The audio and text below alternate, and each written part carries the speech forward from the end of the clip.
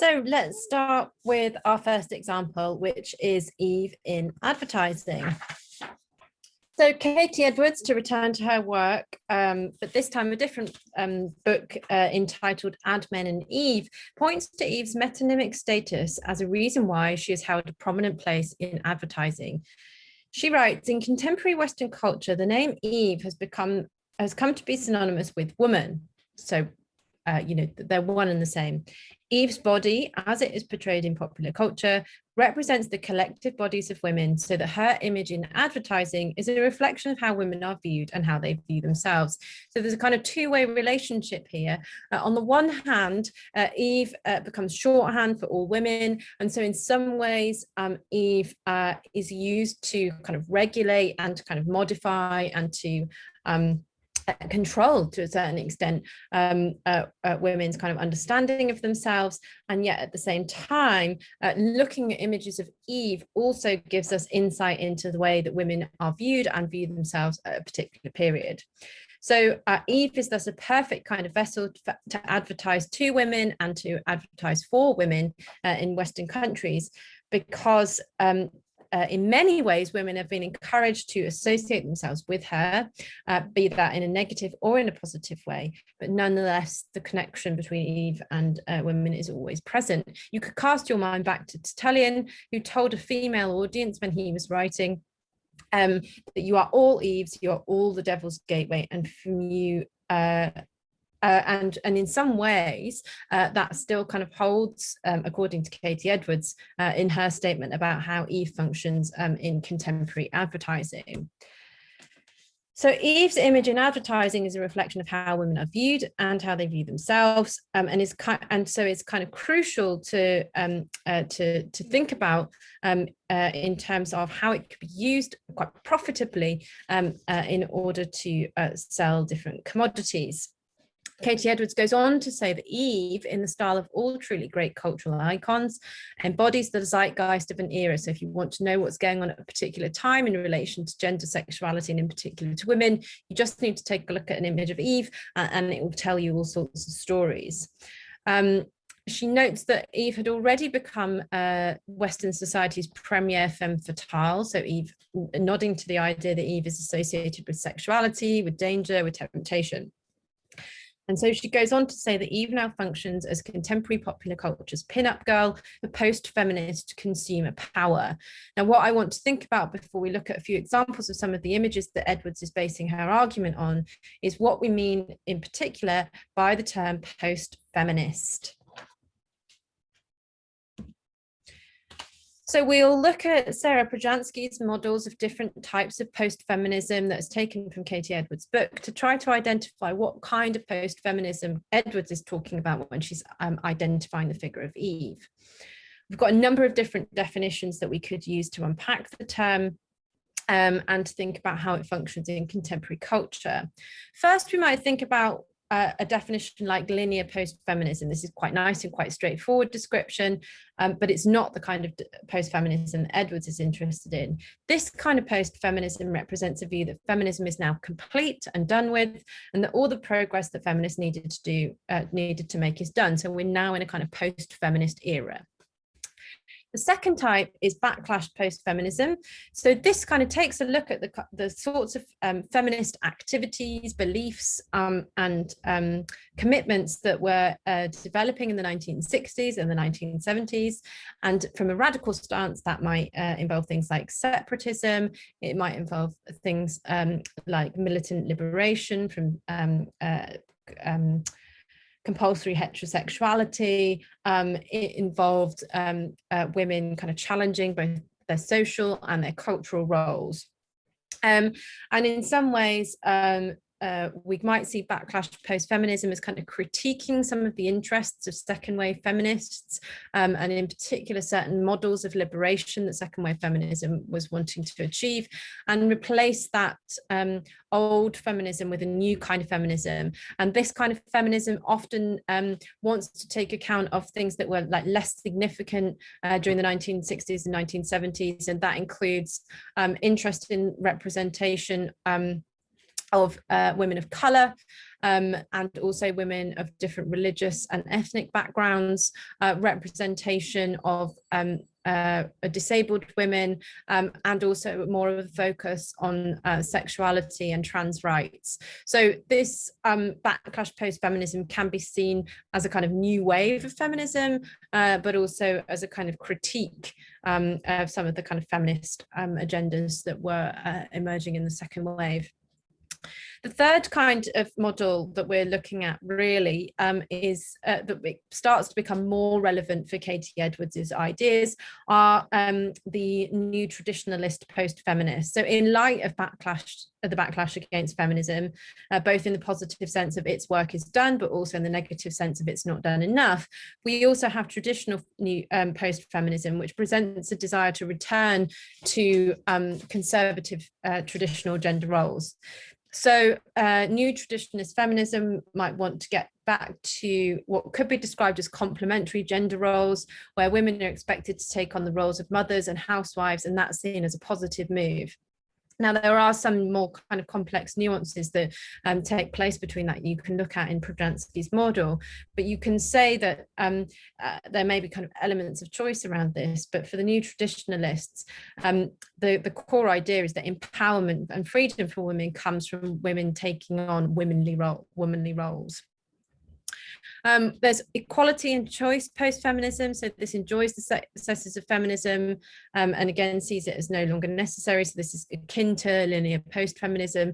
And then we have heterosex positive post-feminism, which is really the kind of post-feminism that Katie Edwards' work is looking at in most detail. So this is feminism which this responds to a model of feminism which had been seen as anti-sex, that was embodied in some of the more radical strands of 1960s and 1970s second wave feminism.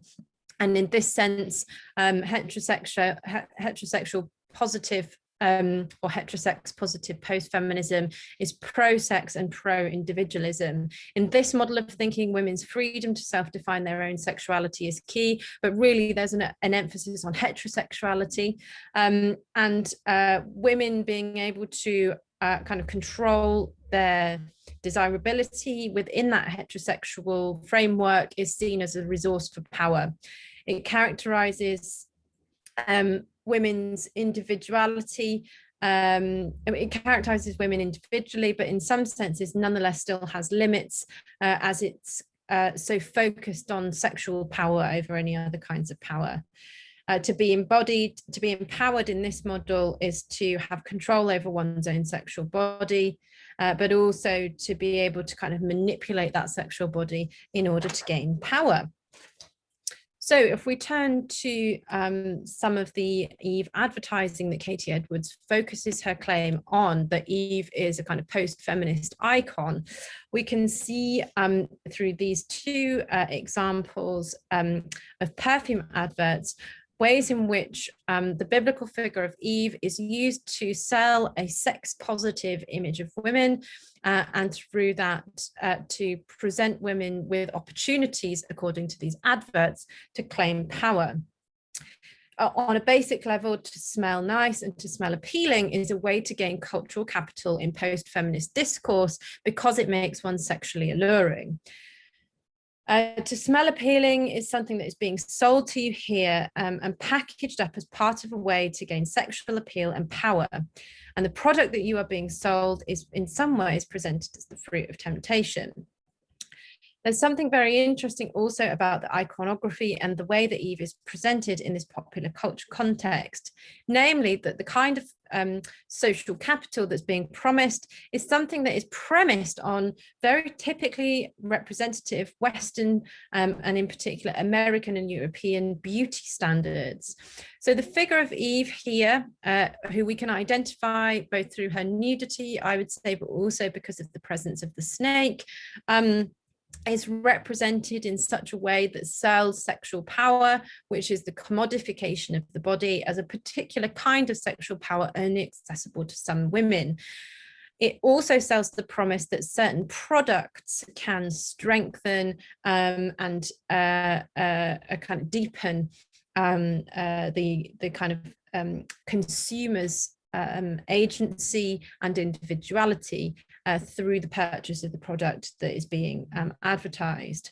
Eve is presented in a very specific way, as I've said, conforming to Western beauty ideals. She's sexualized in both of these images because it's implied that she is naked, which obviously riffs on the biblical narrative and the idea of nakedness, but really focuses on a lack of shame and the appeal that comes with that, which kind of goes against the grain of the idea that by taking something that you're tempted into in the Garden of Eden, actually shame is one of the resulting factors. In this, there doesn't seem to be any sense that shame will be brought about, but rather that some kind of like sexual liberation will follow. Each of these elements, so the presence of the snake, the image of the product as something that's tempting you, the use of Western beauty standards to kind of frame the figure of Eve, and the kind of focus on sexuality as something that's positive rather than negative, allows Eve in these adverts to be a vehicle for capitalist ideology. So she's conveying that as a woman, who may be viewing this advert, that to look like the image of Eve, to become a kind of Eve-like figure is something that is desirable. So again, there's this idea that Eve is a kind of every woman, and she represents the kind of standard that all other women should live up to. But in a capitalist economy, that's a woman that can kind of claim some sorts of post-feminist power through consumer culture. It's also really interesting that primarily we assume that this is an advert that, although sexualizes the figure of Eve, is really created for the female eye. So these adverts primarily appear in fashion magazines that are targeted in the main to a female audience. And so the image is asking women to look on this figure of Eve and themselves want to be this kind of woman. It's changing temptation from being something that's negative into something, you know, as it is in the Hebrew Bible, into something that's positive. Here, to succumb to temptation is to fulfill a capitalist dream of becoming a highly desirable woman in a fairly heteronormative and Eurocentric and Americocentric context. We can see some of the same sort of imagery being used here in this Nina perfume advert, but also some additional features that come into play. There may be resonances alongside the figure of Eve with a figure like Snow White or Sleeping Beauty, with the girlish looking model kind of sending us in the direction of thinking about female figures within fairy tale as well as within biblical iconography. So you can see that advertisers use layer upon layer of different sorts of imaging to create different kinds of illusions and suggestions to their viewer. The packaging is interesting here because the bottle is explicitly framed as an apple. The product is the shape of an apple and is presented in the imagery of the fruit of the tree of the knowledge of good and bad as assumed in Western culture. It's the source of temptation and power. Here in the Nina advert, the person that takes this forbidden fruit that is in fact so desirable will not become wise like a god, but will, the image suggests, become influential and independent like the model in the photograph. As well as being like an Eve tempted to take the product, and also, you know, thinking about that in the sense that this is primarily a female audience, viewers could nonetheless identify with Adam as well, who, according to the history of interpretation, is tempted by the woman. So the shift in agency and the shift in power in these images is fascinating and quite complicated, because in one sense it's quite empowering. Temptation is no longer negative, sexuality no longer comes with shame, and Eve is exonerated from her crime because she's asking you to get involved, as well as to kind of like give you agency and power within a capitalist economy. Nonetheless, there's also something quite limiting about this text. Edwards would say that these ideologies portray female sexuality as irresistible and in some senses nonetheless, simultaneously represent women's agency in such a way that limits them by really only focusing on their sexuality, their appearance, and their access to commodities. So the sexually attractive woman can have it all: money, power, and social superiority amongst peers. But of course, that assumption carries with it a whole range of problematic perspectives.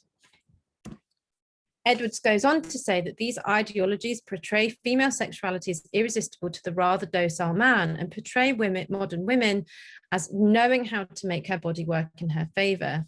The sexually attractive woman can have it all: money, power in gender relations, and social superiority amongst her peers. But in some ways, this is problematic because, as Katie Edwards argues, and we'll think about in more depth in the seminar, post-feminism in this package is nothing new. In fact, it is even older than the images it recycles. And in this, Edwards is indicating that it relies on problematic stereotypes about women's sexuality, women's ability to be swayed and convinced, and women's vanity.